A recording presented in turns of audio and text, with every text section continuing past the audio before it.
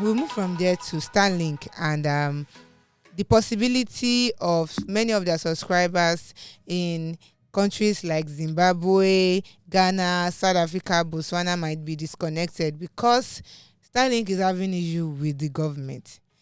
It seems like this happens every other market day, every 3 market days. Why are these regulatory challenges recurring? Yeah, Starlink is facing issues in these countries where you've mentioned. In some of these countries, it has even been declared illegal, right? I think in Ghana, it has been declared illegal. And the situation of things now is in many of these countries, people have been able to get their hands on Starlink kits to use them, right? And Starlink has, emailed all these people, emailed everyone basically that if you are using Starlink in unauthorized locations, they'll have to cut you off, right? And the way around that is you can still use the roaming services, but it seems like Starlink also wants to stop roaming services in these places. So the issue in most of these locations is that there are regulatory problems. Starlink needs to get a license before it can start operating. For example, they got licensed in Nigeria before they started, in Kenya, in Zambia, and all these places. But they've not been able to get licenses in Ghana, Zimbabwe, South Africa, Botswana, Cameroon. And the reason is all these countries have their reasons, right? Some make sense to me, some not really, right? What are the ones that make sense? All right, so for example, in Botswana, right, they said, in Botswana, they said, in Zimbabwe, they said the owner of Starlink is also the owner of Twitter, and then Twitter has been a platform that has been used to disparage the government. Wow. So they're like, this guy will not so it's on the personality. You are the owner of that social media. They used to talk nonsense about us. I did not do anything. Come and use your Starlink, let's see. Can you imagine? So that's the issue. In Botswana, it's not really clear. They said there are some things that Starlink did not declare. Like there are some information they did not provide.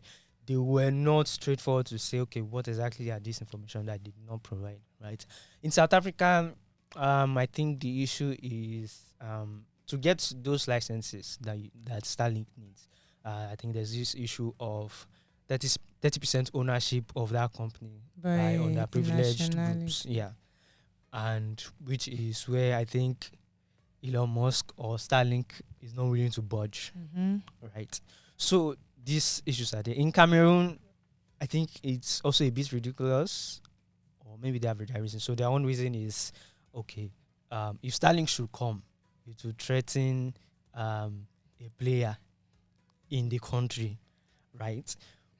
Why will it threaten that player? Because that player's services, right, it's an internet service provider. Because their own services are not very good. And you know that if they don't step up, Starlink could take the market from them, which in a way makes sense. It's kind of fair because it means that now that I know that I have competition, then I need to make my product better. Is this existing player in Cameroon in any way backed by the government? So I think it's actually government owned. The possibility is high. I think it's so here's the thing. They said the name is Camtel, right? And it is the so Camtel is like an national telecommunications and internet service provider. Okay. Right. So Starlink will come and exactly compete with them. So I think sometimes when governments come up with regulation, we try to look at it from the angle of this is for the citizens, but it's where it's as if they are. In case of South Africa, I think it's kind of for the citizens. Yes. That kind of mix. How is it for the citizens? So if I mean, they say 30% ownership by underprivileged groups. So they are just, it's, to me, I don't know if I'm mistaken, but it's kind of a case of inclusion. So you want to operate in that company. In our country, you have So to the have problem somebody. is, I mean, okay, this is So not the place for it, Bobby. So I just hope that I don't know if there are gray areas that Starlink has been able to navigate to up to be operational in Nigeria as it were.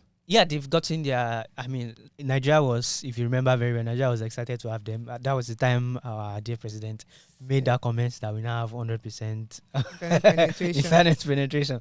So they don't have issues in Nigeria. I think right now, there was this Interpoint report that showed that Starlink has actually overtaken some internet service providers when it comes to the amount of market share that they have. So Starlink is basically doing well in Nigeria. So Yeah, it is because I was at a Jumia store some weeks back and I saw the truck that was used to deliver Starlink kits. It's a lot.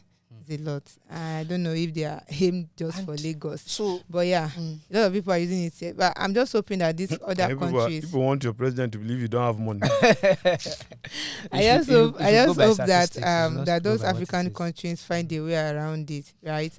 They need to, because if you look at the benefits, so I think the benefits kind of outweigh some of the their reasons for not allowing Starlink into those countries. So internet penetration, yes, is getting better in Africa, but then there are still some places where they don't have it at all, and Starlink can bring internet to those places Since it's because of satellite. since it's satellite. So they should think about it. Ghana also declared it illegal, but then recently, after this whole subsea cable destruction and stuff, they were now considering, maybe Starlink could have filled in this gap. Yeah, right, in the meantime, and then they are now considering maybe allowing Starlink to operate. So if you think about it, internet is, who does not need internet in this day and age we are. Yeah, we are still going through the challenge of the damaged subsea cables even until now. So I'm hoping that Starlink finds his foot in these African countries. To listen to the full episode of this podcast, visit podcast.techpoint.africa or search for Techpoint Africa Podcast on your favorite podcast platforms.